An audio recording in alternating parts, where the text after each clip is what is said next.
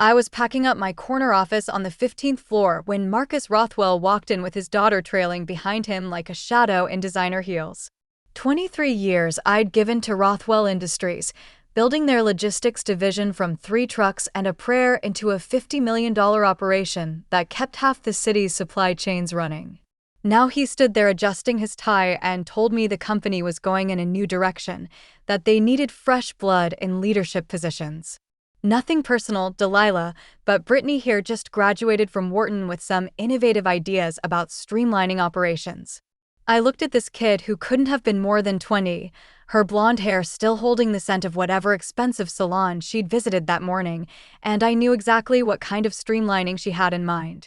What Marcus didn't know, what his precious daughter would never think to ask about, was that every major contract we had contained a clause I'd insisted on years ago, a clause that made me personally responsible for maintaining those relationships, and gave me the right to take them with me if I ever left. My name is Delilah Moreau, and for 2 decades I'd been the backbone of Rothwell Industries' logistics operation. Every morning at 6:30, I'd walk through our warehouse in the industrial district, checking overnight deliveries and talking to our drivers before they started their routes. The concrete floors were stained with years of honest work, and the smell of diesel fuel and cardboard had become as familiar as my own perfume. I knew every inch of that operation because I'd helped design it from the ground up. My office overlooked the loading docks where 18-wheelers came and went like clockwork, each one representing relationships I'd spent years building with suppliers, manufacturers, and distributors across 3 states.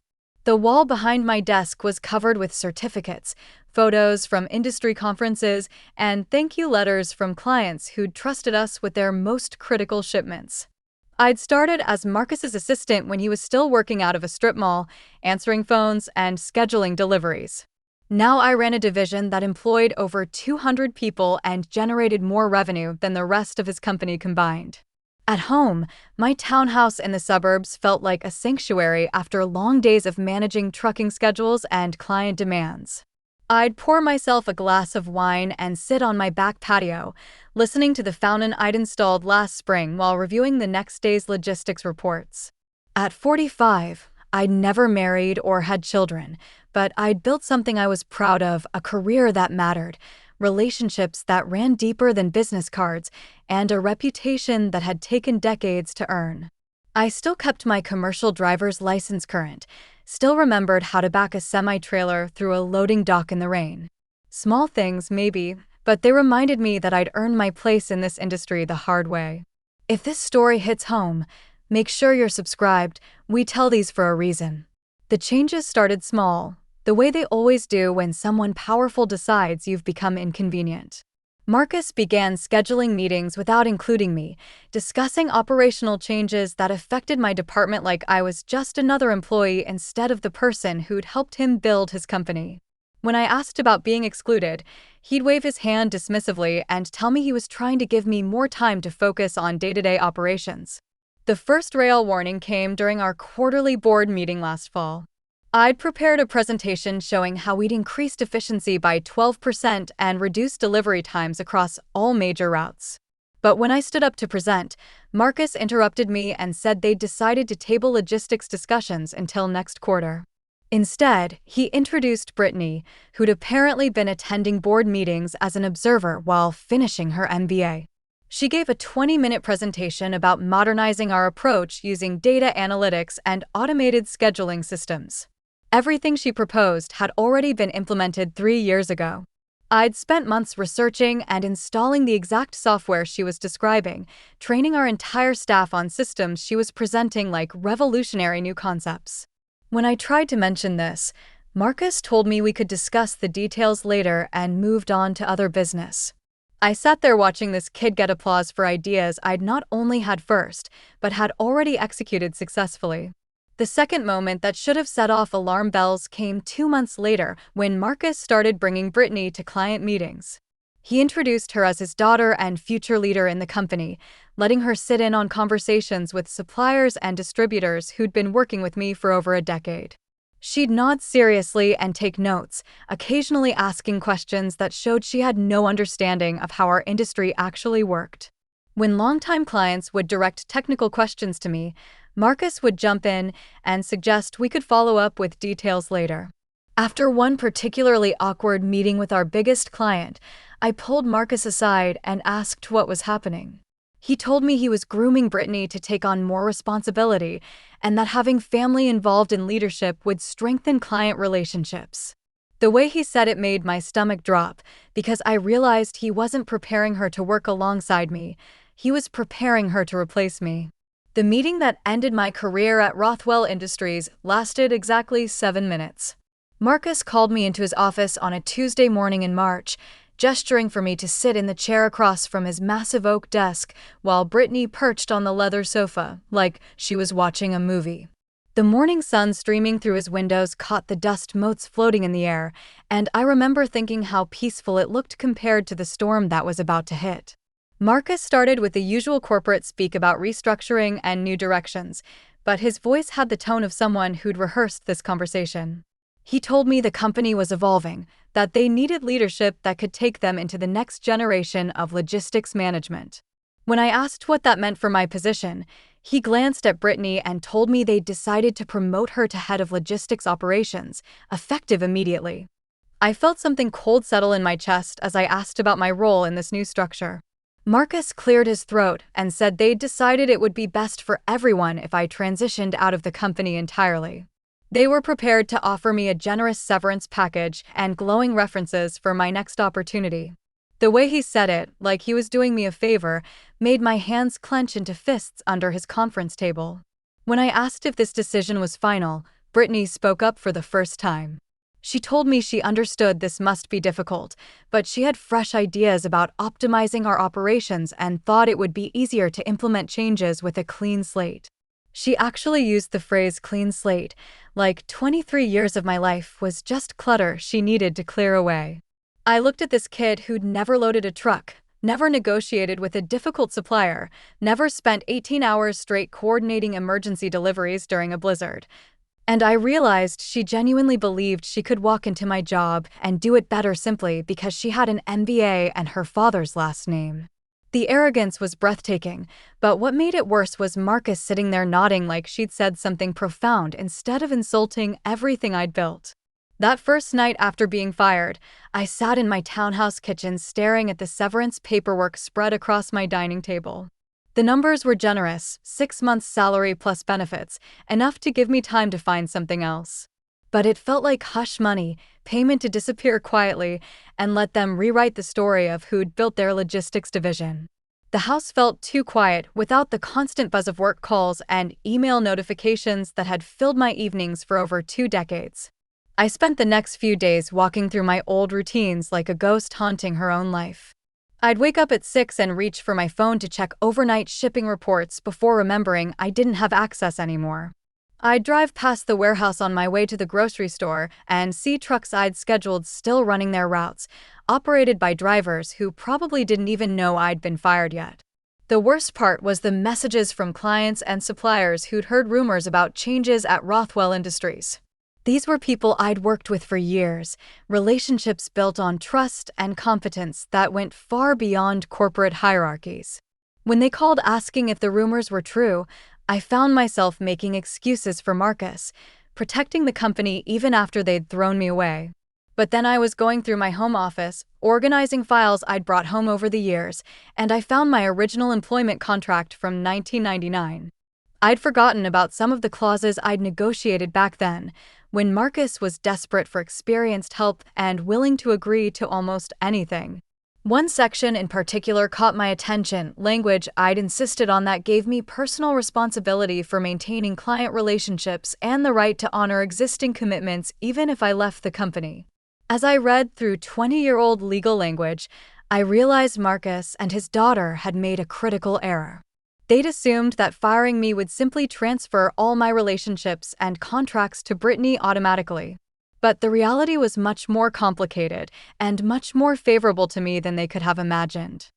The next morning, I called my lawyer, not for wrongful termination, but to understand exactly what my old contract meant in practical terms. Janet Hoffman's office smelled like law books and fresh coffee, and when I showed her the employment agreement I'd signed 23 years ago, she actually smiled. She told me the language was unusual but ironclad, essentially making me a subcontractor for client relationships rather than just an employee managing them. What this meant was staggering. Every major contract I'd negotiated contained clauses requiring my personal approval for changes in service or pricing. Suppliers I'd been working with for over a decade had agreements that specifically named me as their primary contact for resolving disputes or modifying terms. Most importantly, several of our biggest clients had contracts stating that if I ever left Rothwell Industries, they had the right to follow me to my new company without penalty. I'd insisted on these terms years ago during a particularly difficult contract negotiation, and Marcus had agreed because he never imagined I'd leave. Now they represented something neither he nor Brittany had considered when they decided to replace me with fresh blood. My first move was subtle but effective. I started making phone calls to clients and suppliers, not to poach business, but simply to inform them of my change in employment status as required by several contracts. The responses were immediate and telling. 3 major clients asked if I was starting my own logistics company. 2 key suppliers wanted to know if their contracts with Rothwell were still valid without my involvement. 1 manufacturer asked point-blank if they should start looking for alternative shipping arrangements. Within a week, Brittany was calling me directly, her voice tight with panic. She told me several clients were asking questions about contract terms she didn't understand, and suppliers were demanding meetings with me specifically. She asked if I could help her transition into the role more smoothly, maybe consult for a few months while she got up to speed. I told her I'd be happy to discuss consulting arrangements, but my rates for external work were significantly higher than what I'd been earning as an employee. I also mentioned that any consulting would need to comply with the terms of my original employment contract, which gave me certain rights and responsibilities that couldn't be transferred to someone else without client approval. The silence on the phone told me she was beginning to understand the scope of the problem they'd created. 2 weeks after my termination, Marcus called me personally for the first time since that 7-minute meeting in his office. His voice had lost its confident edge, replaced by something that sounded suspiciously like desperation. He told me there had been some complications with the transition, that several major clients were expressing concerns about service continuity under new management. I let him explain the situation in his own words. Apparently, Brittany had tried to implement her innovative new systems immediately, starting with the automated scheduling software she'd presented to the board. The problem was, she'd tried to replace our existing software without understanding how it integrated with client ordering systems and supplier databases. The result was chaos, missed deliveries, incorrect shipments, and 3 major clients threatening to terminate their contracts. When Marcus asked if I'd consider returning as a consultant to help smooth the transition, I told him I'd be happy to discuss terms. My consulting rate was 3 times my previous salary, with a minimum 6-month contract and personal approval over any changes to systems I'd be asked to support. I also mentioned that several clients had already approached me about switching to whatever logistics company I joined next. The meeting that followed was held in the same conference room where I'd been fired, but the power dynamic had shifted completely. Marcus sat across from me looking tired and defeated, while Brittany fidgeted with her phone and avoided eye contact. I spread copies of contracts and client communications across the table, showing them exactly how much of their business was tied to relationships they couldn't transfer. When Marcus asked what it would take to fix the situation, I told him the truth. They could hire me back as head of logistics at double my previous salary, with full authority over operations and a guarantee that Brittany would work under my supervision for at least 2 years before taking on any independent responsibilities. Alternatively, I could start my own logistics company and take the dozen clients who'd already expressed interest in following me. Brittany finally spoke up, asking if I was trying to blackmail them. I told her I was simply exercising rights I'd negotiated in good faith 23 years ago, when her father needed my expertise to build his company. If those terms were inconvenient now, they should have considered that before deciding I was disposable. The look on Marcus's face told me he finally understood what his rush to install his daughter had cost him. 6 months later, I was sitting in my new office overlooking the harbor, watching cargo ships unload at the port while I reviewed contracts for Moro Logistics Solutions. The space still smelled like fresh paint and new carpet, but it was already starting to feel like home. Through my window, I could see trucks bearing my company logo making deliveries throughout the city, each one representing a client who'd chosen to follow me when I left Rothwell Industries. The transition had been smoother than I'd dared to hope. 11 major clients had exercised their right to transfer their contracts to my new company, bringing almost $30 million in annual revenue with them. 3 key suppliers had offered exclusive distribution agreements, and I'd hired away 6 of Rothwell's best drivers and logistics coordinators. Within 4 months, we were profitable and growing. The most satisfying part wasn't the financial success, though that was certainly gratifying. It was the respect I'd earned from an industry that had watched me build something from nothing, get pushed aside by nepotism, and then rise again stronger than before. Trade publications had written articles about my story, and I'd been invited to speak at conferences about building sustainable business relationships. Marcus had tried calling me several times in the early months, ostensibly to congratulate me on my success, but really to probe whether I'd consider some kind of partnership or merger. I'd been polite but firm. Rothwell Industries had made their choice about my value, and I'd made mine about theirs. The best part of my new office was the wall where I'd hung photos of my team, letters from satisfied clients, and certificates from industry organizations. But in the center was a framed copy of my original employment contract from 1999, the document that had seemed like simple legal protection at the time, but had turned out to be the foundation of my independence. Last month, I ran into Brittany at an industry conference in Chicago. She was representing what was left of Rothwell Industries' logistics division, which had shrunk to about a third of its former size after losing so many major contracts. She looked older than her 21 years, wearing a business suit that seemed too big for her and carrying herself with the defeated posture of someone who'd learned hard lessons about the difference between theory and practice. She approached me during the coffee break and asked if we could talk privately. We found a quiet corner of the hotel lobby, and she apologized for how things had ended at Rothwell Industries. She said she'd been naive about the complexity of the business and hadn't understood the relationships her father was asking her to manage. She asked if I had any advice for someone trying to rebuild after making costly mistakes. I thought about it for a moment, remembering my own early years in the industry when I'd made plenty of errors and learned from each one. The difference was I'd been given time to grow into responsibility instead of having it handed to me as a birthright.